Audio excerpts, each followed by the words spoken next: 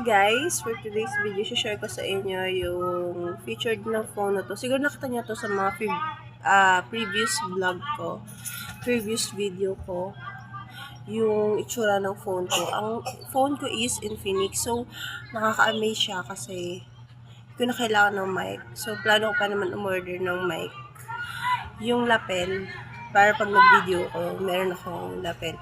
So, no need na pala kasi malakas na rin pala yung niya, boses ko dito sa camera, ay sa cellphone. Tapos, ang maganda dito, kunyari, katulad na ito, madilim. Paggabi na. Tapos, kailangan mag-video, so wala kang ilaw. Kailangan pa bumili ng ring light. Ito, hindi mo na kailangan bumili ng ring light kasi may ilaw siya. Di ba nakaka-amaze, guys? Yan. Ang ganda-ganda niya. Tapos, meron siyang video na pwede ka mag-video sa harap, pwede rin nakatutok sa harap mo. So, ang ganda-ganda talaga ng video. Ang ganda ng features ng phone na to. Tapos, malakas na siya signal at sobrang taas ng storage niya. Para na rin siyang iPhone. Sabi nila is bagong labas daw to. Ito ay binili namin.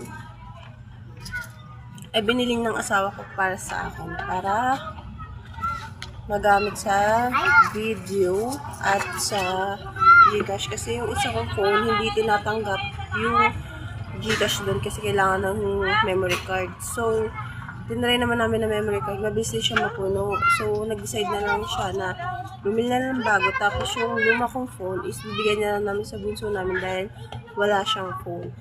Tapos, isi-share ko pala sa inyo guys na kung kayo ay may tindahan at kayo ay naglo-load or nag-Gcash, kailangan nyo gumawa ng listahan na ganito. Ganyan.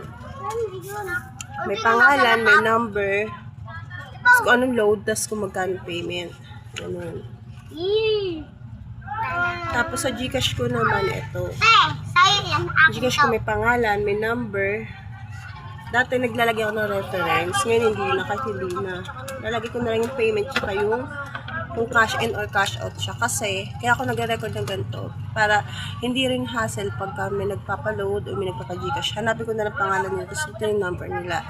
Tapos, isa pang reason is, pag kunyari, nagtanong si customer na kailan yung huling load ko, hanapin ko yung number niya dito. Huling load. So, mag-check ka dito sa may pinakalas. Tapos ito, di ba, nahanap mo na. Tapos, i-check mo sa Gcash kung ano yung date nun. Tapos, bibilangan yung araw kung ilang days na siya nag-load. Di ba?